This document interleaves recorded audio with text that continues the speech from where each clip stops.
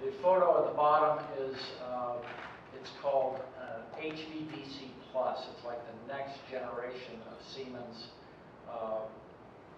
conversion. And this is one that Siemens and Prysmian together built in San Francisco. It was completed a couple years ago. So that's pretty much what it looks like. It's basically a very bland building that includes the control technology and that sort of thing. And outside are some equipment that's very much like you'd see in an ordinary substation. I should point out, sort of anticipating a question, there's no combustion, there's no fuel, there's no burning, there's no moving parts. It is, to all intents and purposes, like a good-sized electrical substation. Why are we trying to do this? Well, I expect you are familiar with the energy highway concept that Governor Cuomo has put forth over the last year or two. Thank you. It's been fairly well acknowledged, at least by the Cuomo administration, that it would be a good thing for the state of New York to be able to free up the existing transmission system and be able to bring lower cost, lower emission power downstate to sort of rectify the imbalance between upstate and downstate. So this line would help do that, decongest the system. I think the bottom point, I think is really key, maybe really key for some of you, which is this project is not dependent one way or the other on the closure of Indian Point. This is not part of an attempt to close down Indian Point. We are agnostic on the Indian Point question. And the reason I can say that is that there were studies of the impact of this project on the New York State electrical system. And it turns out that the impact to the system in terms of freeing up the congestion, reducing prices, reducing emissions, that sort of thing, was there regardless of whether Indian Point shut down. Now, some of you know that we have participated in the Energy Highway docket that asked for a contingency plan in the event of closing down Indian Point. We did participate in that because they asked, you know, if we were to shut down Indian Point, what's out there? Well, we would be out there, but we would be out there regardless. The assumption is of that particular docket was that it would be that Indian Point would shut down by 2015. I don't know if any of you believe that it'll shut down by 2015. I don't particularly believe that it'll shut down by 2015, and that's not the point of this. The point of this is to strengthen the New York State electrical system. Here we are, and I know a lot of you have already seen this already, but basically the blue line is the DC line coming down into the river onto that landing area that already exists in the south part of the Con Ed property. It would be taken then to the converter station area, which is the orange rectangle. That's where the DC power is converted to AC, and then taken the red line up to the Buchanan North substation.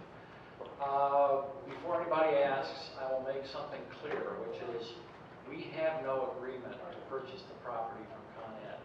Con Ed, as a public utility, is required to go through an auction process, and there's no prearranged anything with that. What we have said is, as the supervisor alluded to, this would be, for our purposes, a suitable property.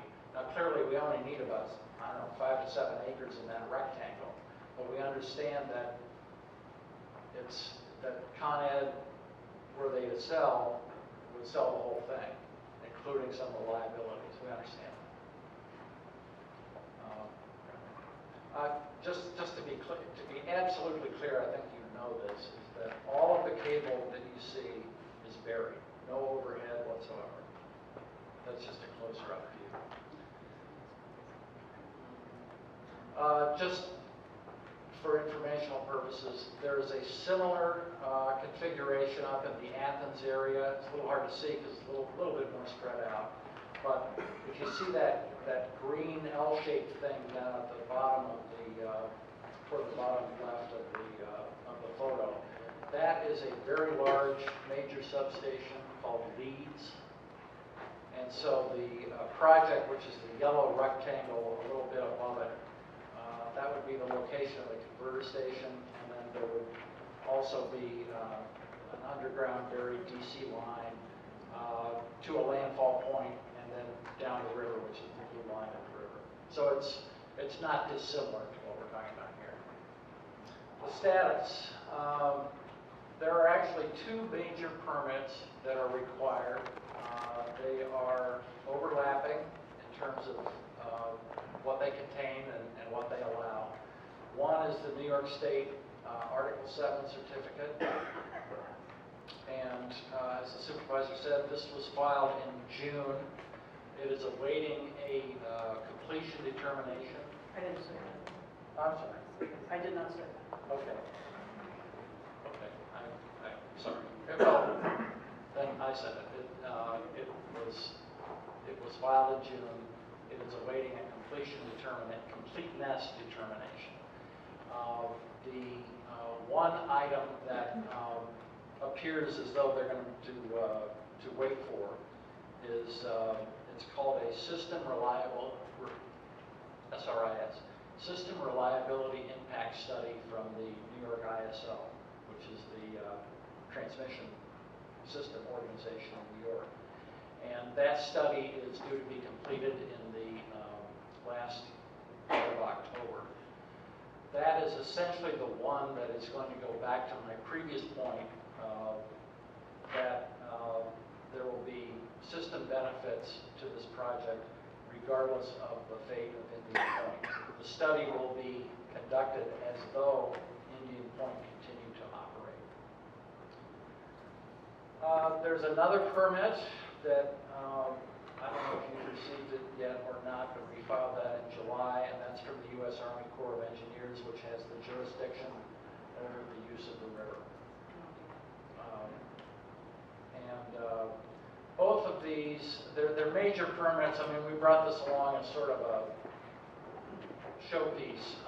It involves just a very significant amount of studies, mostly environmental studies, that show the different impacts.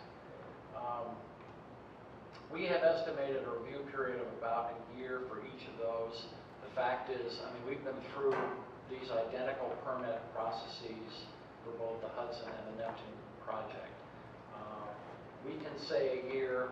It's really up to the regulatory agencies to determine the length of that, and we understand that.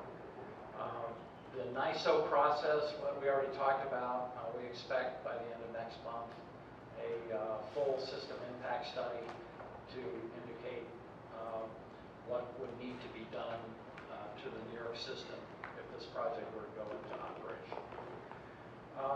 After permitting, we would expect a construction schedule of 2 to 3 years. We have estimated a completion date of 2017, although that could be accelerated or it could be pushed back.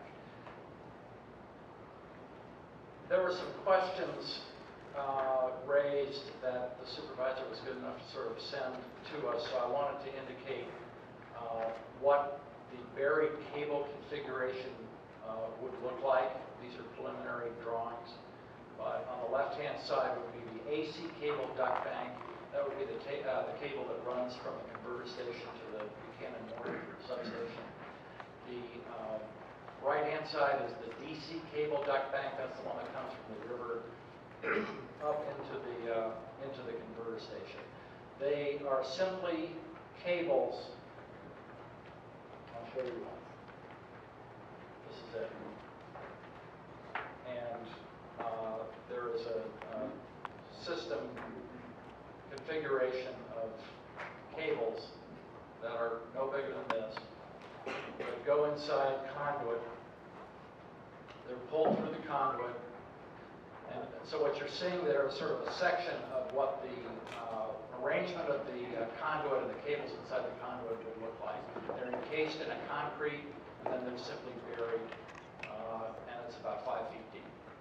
I can't read it all that well, but the width of the trench, what is it, about 4.5 feet? Yeah.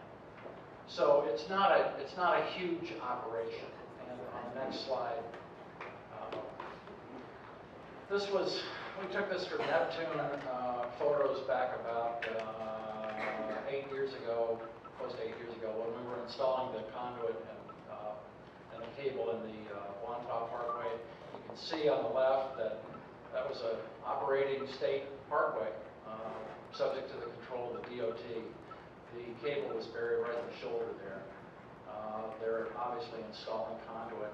The right-hand photo shows the cable system in the trench, and you can see sort of on the bottom that this concrete mix was poured over it. That's what keeps it in place. After the concrete, then it's simply buried with the native material, unless it needs to be taken away for environmental reasons. We did have some questions that we were aware of. We'll just sort of